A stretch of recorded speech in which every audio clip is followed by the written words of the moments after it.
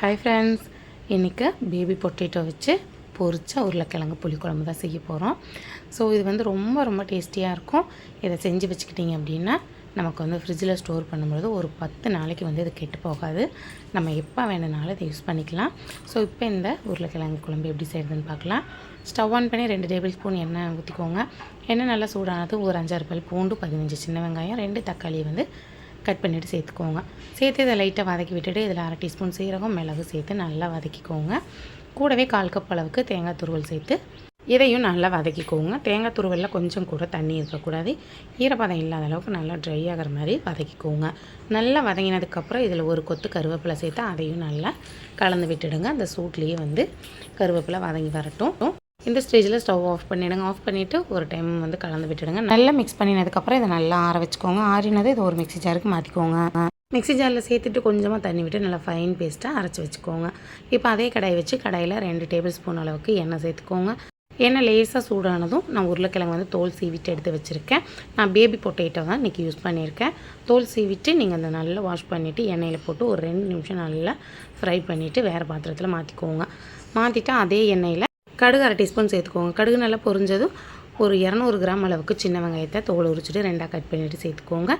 சேர்த்துட்டு இதை நல்லா வந்து வதக்கிக்கோங்க. வதக்கிட்டு இருக்கும் பொழுது ஒரு 1/2 டீஸ்பூன் அளவுக்கு பெருங்காயத்தூள், 1/4 டீஸ்பூன் அளவுக்கு மஞ்சள் தூள், கூடவே 2 தக்காளியை வந்து நல்லா பொடியாக கட் பண்ணிவிட்டு சேர்த்துக்கோங்க. சேர்த்துட்டு இதையும் நல்லா வதக்கிக்கோங்க.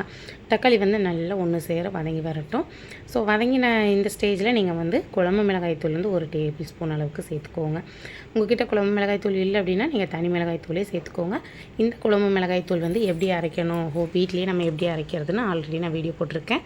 அதோட ரெசிபி வீடியோ வந்து நான் டிஸ்கிரிப்ஷனில் கொடுக்குறேன், தேவைப்படுறவங்க செக் பண்ணி பாருங்கள்.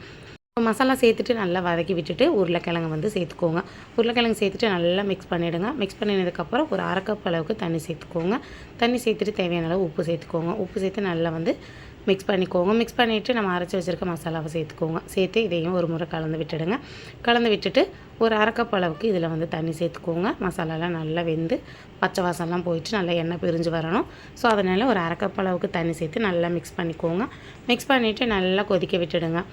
கொதித்ததுக்கப்புறம் இதை மூடி போட்டு இதை வந்து நல்லா ஒரு 2 நிமிஷம் போல் லோ ஃப்ளேமில் நீங்கள் வந்து குக் பண்ணி எடுத்தீங்க. நல்லா எண்ணெய் பிரிஞ்சு வந்திருக்கும். ஸோ இந்த ஸ்டேஜில் நீங்கள் வந்து ஒரு சின்ன நெல்லிக்காய் அளவுக்கு நீங்கள் புளி வந்து ஊற வச்சு 1 கப் அளவுக்கு தண்ணி வந்து சேர்த்துக்கோங்க.